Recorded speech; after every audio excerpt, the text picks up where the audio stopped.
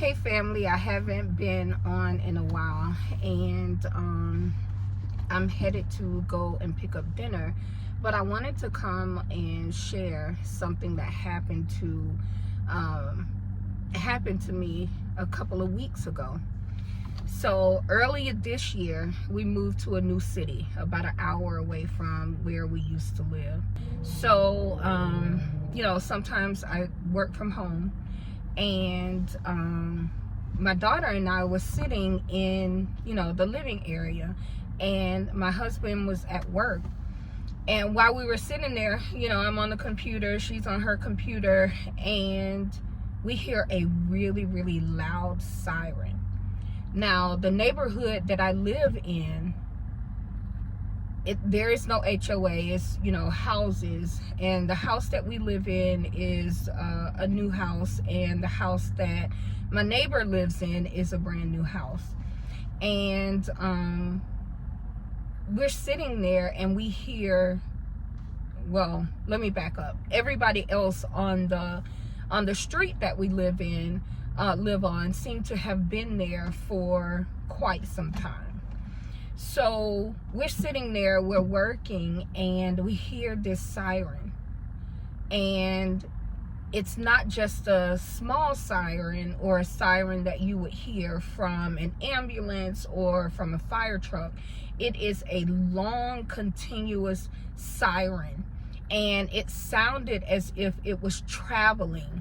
As the siren was going, the sound was traveling to, there was a point where it would sound like it's right over the top of our house.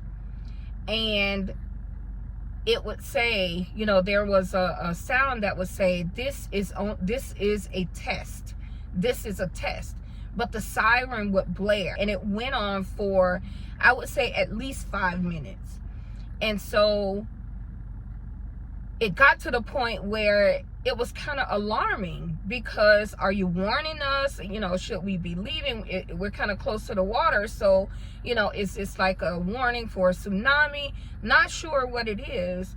We get up and we go to the window at first to look out to see if there's anybody else outside. Nobody was outside. So, the siren keeps going. And I say to my daughter, it sounds like it's right over the house. So we go and we step right outside the front door, and the street is empty. It's as if we're the only ones that's hearing the siren. And eventually I can see my neighbor right next to me in the new house. He comes out and he's looking around. And when he doesn't see anything, he immediately goes back in the house. We look at each other and kind of, exchange, pleasantries, but then, kind of questioned if we knew, if each other knew what was going on. And neither one of us knew, and he didn't seem too concerned, so he went back into the house.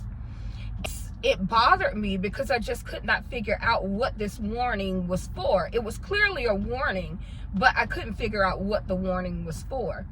I immediately heard the Holy Spirit say, that's a warning, the way that I'm warning in the spirit, but it's as if nobody is hearing. So people have been on that street for years and years and years, and they may have been used to hearing that warning. And so they weren't fazed by it. They continued on with life as if nothing was going on. But then there were people who heard the warning, but looked out and saw nothing happening, and immediately went back to life as usual. But then God said, I am warning my people. I'm warning my people, but nobody is hearing the warning. Nobody is heeding the warning. If they hear it, they're not heeding it. There have been so many warnings from the people of God. God has sent us so many warnings about what is to come. And because we don't see it, and because we're still in good times right now, and because we don't feel anything other than, a little shaking, but we don't really feel you know, the effects of what God is saying is coming, then we go on we go on with life as usual. And God is saying that there is a siren in the spirit that's going off, and nobody is heeding that siren. So that hit me. I'm gonna post a video I'm gonna add in the video of the siren so that you can see what we heard. But take heed to the siren that's in the spirit. Take heed to the warning that's in the spirit. And don't be like my neighbor who heard the warning, but because they didn't see anything, immediately went back to life as usual.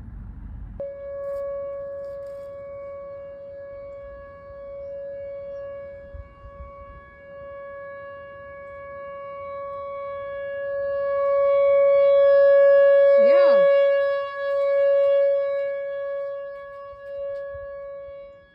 Yeah, it's going everywhere. It's like it's right over this house.